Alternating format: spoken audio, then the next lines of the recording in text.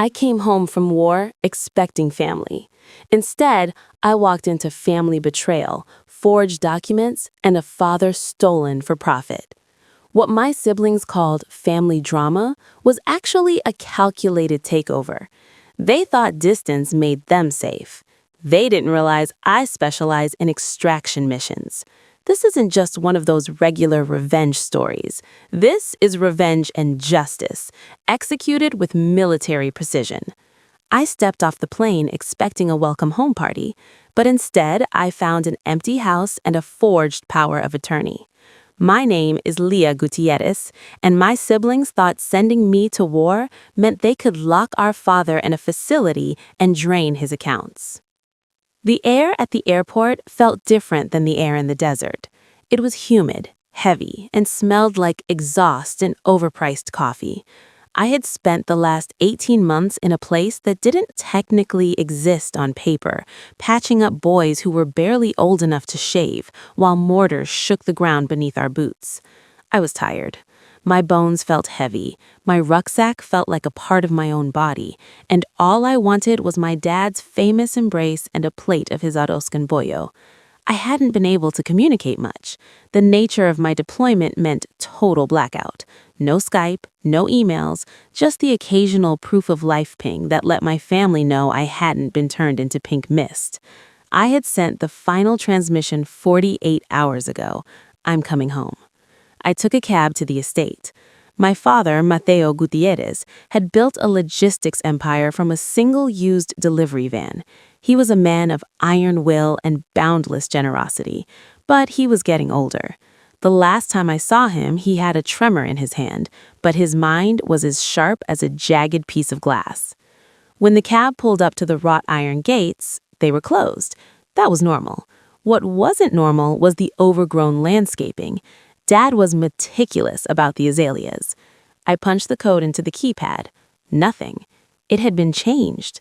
A cold spike of adrenaline, the kind I usually felt right before a breach, pricked at the base of my neck. I hopped the fence with my duffel bag, landing in the uncut grass. The front door was locked, but I knew where the spare key was hidden inside a hollowed-out sprinkler head near the porch. I let myself in. Silence. Not the peaceful silence of a nap, but the dead, stale silence of abandonment. The furniture was covered in dust sheets. The air smelled musty. I dropped my bag and ran to his study. The safe was open. Empty. Papers were strewn across the mahogany desk. I picked one up. It was a transfer authorization form. Then I saw the letterhead. Serenity Ridge Behavioral Health. I found a stack of legal documents under a half-empty bottle of scotch. Power of attorney. Guardianship mandates. All signed by my brother Mark and my sister Sarah. And there, buried in the legalese, was a declaration. They had declared our father mentally incompetent due to rapid onset dementia and violent episodes, granting them full control of the Gutierrez estate and assets. My hands didn't shake. I don't shake. I went into condition yellow. Alert. Assessing threats. I pulled out my phone and dialed Mark. He answered on the second ring, his voice loud, sounding like he was in a restaurant. Leah? Oh my God, you're back? We didn't think you'd be back for another month. Where is he, Mark? I asked. My voice was low, flat. Oh, Dad? Look, Leah, it's been really hard. He got sick, like really sick. He started forgetting who we were. He got aggressive. Sarah and we had to make a tough call.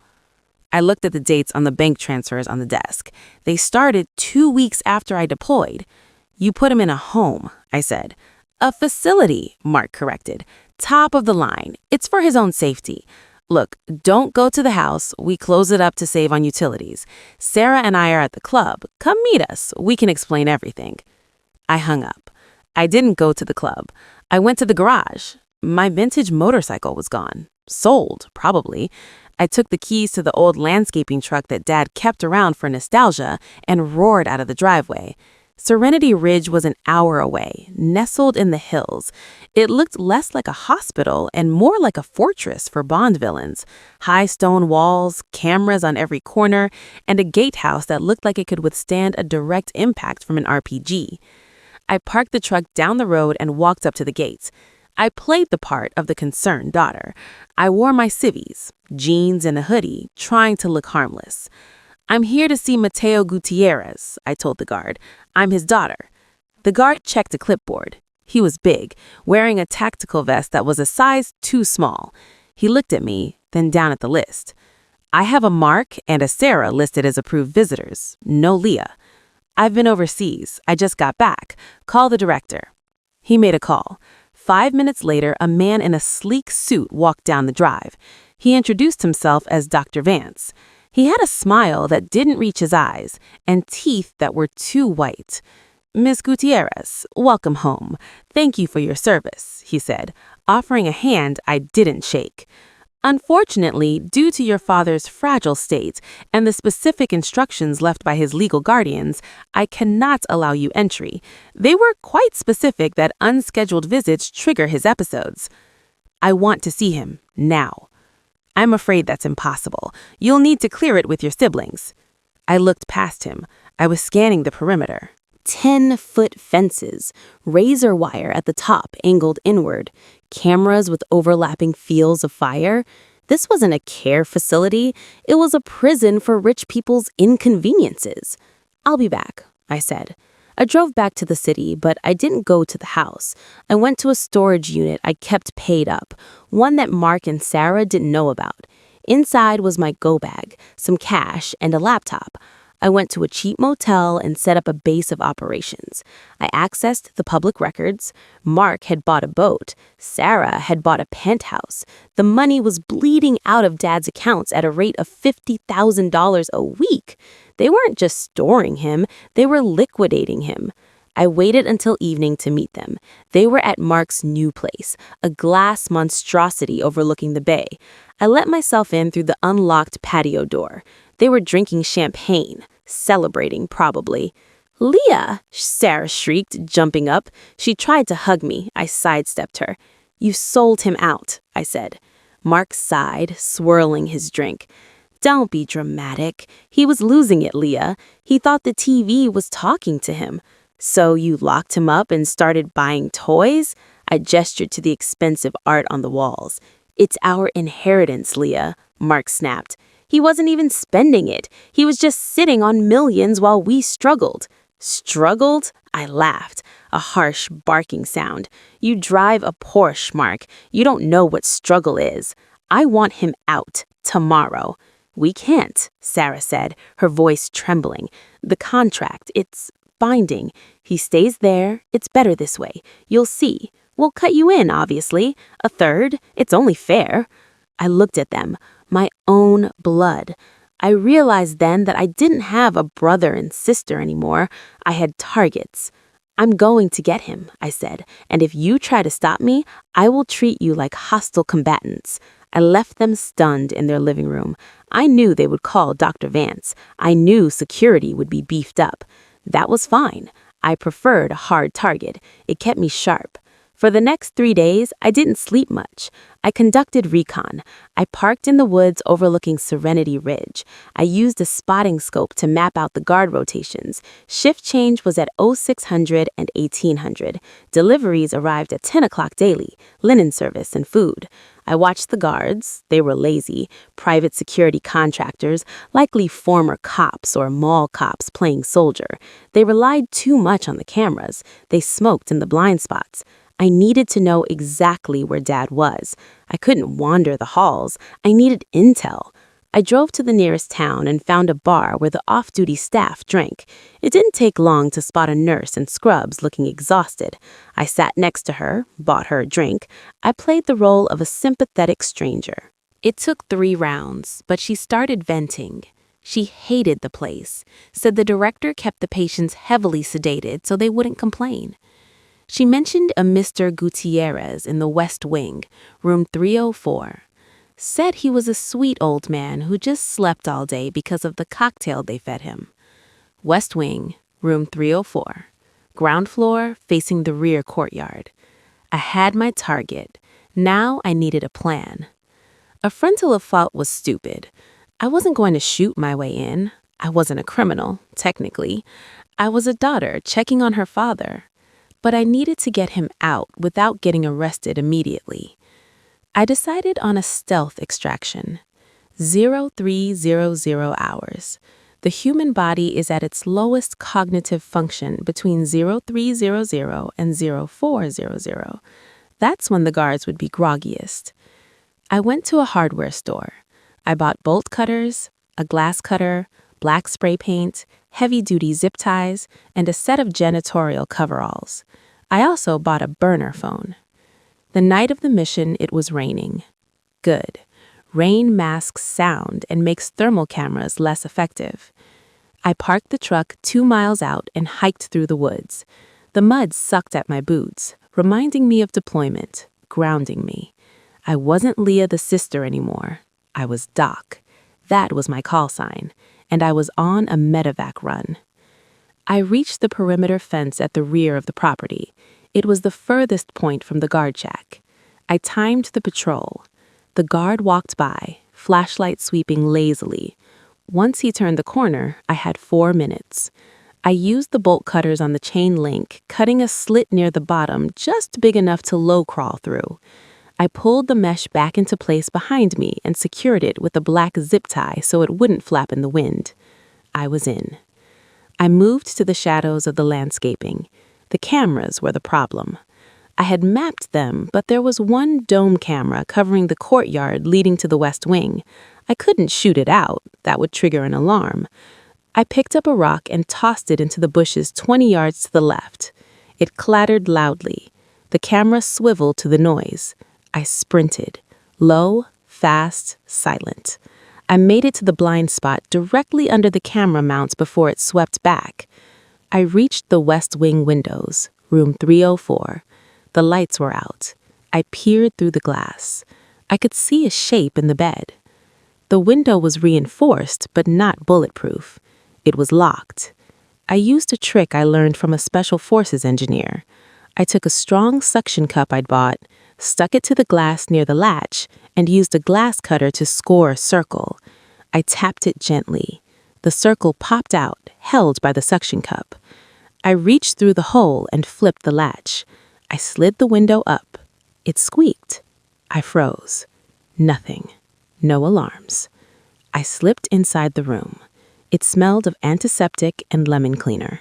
I approached the bed. "Dad," I whispered.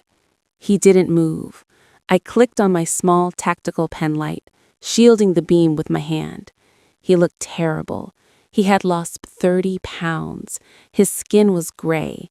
They had him hooked up to an IV drip. I checked the bag. Haldol and Ativan.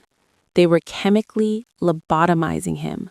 Rage flared in my chest, hot and white, but I shoved it down. Emotions get you killed. Focus on the mission. I checked his vitals. Pulse slow. Respiration shallow. He was deep under. "Dad," I said, shaking his shoulder firmly. "Dad, wake up. It's Leah." He groaned. His eyelids fluttered. "Leah?" he mumbled, his voice thick and slurred. "Yeah, Papa, it's me. We're leaving." He looked confused. Am I dreaming? Mark said you died. Mark said you were dead in the desert." I gritted my teeth. "Mark is a liar. I'm here. I'm real." I disconnected the IV. I put a small bandage over the puncture site. I needed him mobile. I couldn't carry him fireman style without risking injury to him or getting caught due to the speed decrease. I raided the room. I found his clothes in a closet. I dressed him as fast as I could, treating him like a wounded soldier. Arms in, lift, slide. He was dead weight. "We have to move, Papa. Can you stand?" I don't know. My legs." I hoisted him up.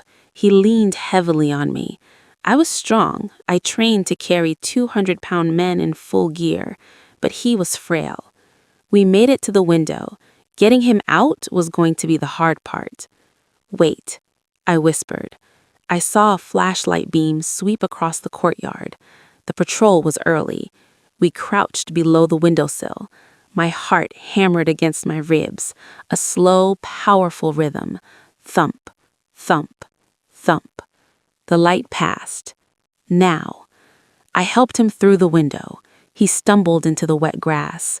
The rain was coming down harder now. We moved toward the fence line. It was slow going. Every few steps, his knees buckled. Come on, Papa. Left foot, right foot, just like you taught me when I was learning to walk. We reached the breach in the fence. I cut the zip tie. You have to crawl, Papa. Can you do that? I think so, he wheezed. I went first, pulling him through. The razor wire snagged his jacket, tearing the fabric. I yanked him free. We were out of the perimeter, but we weren't safe yet. We had a 2-mile hike to the truck. We made it about 100 yards into the woods when lights flooded the courtyard behind us. An alarm started blaring, a siren that cut through the night. They found the empty room, I said. We need to move faster. I can't. Dad collapsed against a tree, gasping for air. I didn't argue. I didn't encourage. I squatted down, grabbed my neck. I piggybacked him. He wasn't heavy, not compared to a combat load, but the ground was slick mud. I engaged every muscle in my legs, powering through the sludge. I could hear shouting behind us. Flashlights cut through the trees, erratic beams searching the darkness. They had dogs. I heard the barking. I had prepared for this. I pulled a bottle of ammonia from my pocket and splashed it on our trail behind us. It would confuse the dogs' noses, burn their sinuses if they got too close. It was a nasty trick, but I was protecting my HVT. High-value target. I pushed harder. My lungs burned. The rain plastered my hair to my face. Leah, leave me, Dad mumbled. Shut up, Dad. That's an order. We reached the truck. I threw the door open and shoved him into the passenger seat. I ran to the driver's side, jumped in, and keyed the ignition. The old engine roared to life. I didn't turn on the headlights. I drove by moonlight and memory, tearing down the dirt road. Behind us, I saw headlights appearing in the rearview mirror. Serenity Ridge Security. They were in an SUV, faster than my truck. I knew the terrain, though. I had grown up driving these back roads. Hold on, I yelled. I took a sharp right onto a logging trail that looked like a solid wall of bushes. The branches screamed against the sides of the truck. The SUV behind us hesitated. They didn't know the trail existed. By the time they decided to follow, I was already bouncing over the ruts, putting distance between us. I drove for an hour, taking random turns, doubling back, ensuring we were clean. Finally, I hit the highway and headed toward the city. I didn't take him to a hospital. Mark and Sarah would look there first. I took him to an old army buddy of mine, a guy named Corso who had been a field surgeon and now ran a vet clinic.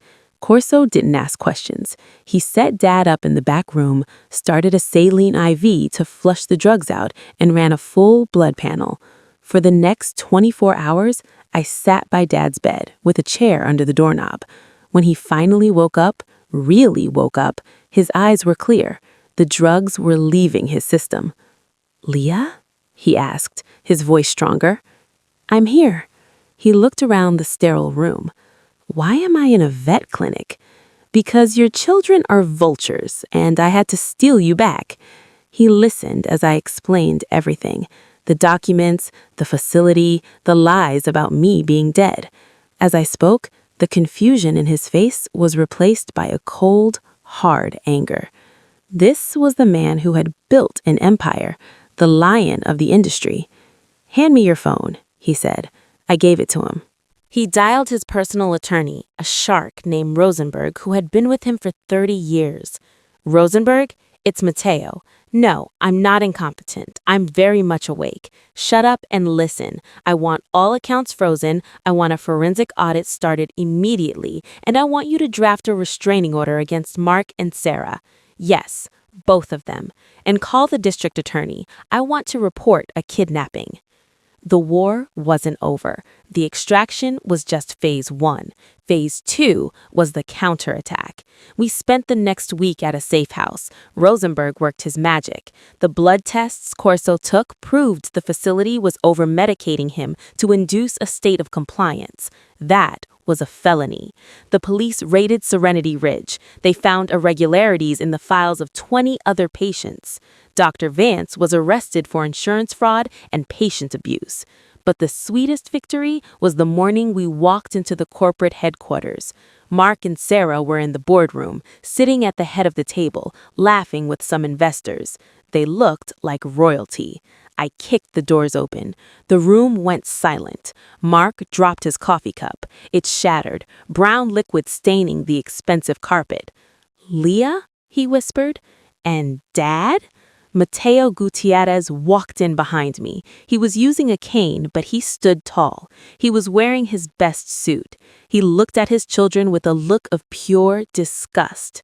"Get out of my chair, Mark," Dad said. His voice wasn't loud, but it carried the weight of a judge passing a death sentence. "Dad, wait, we can explain," Sarah stammered, standing up.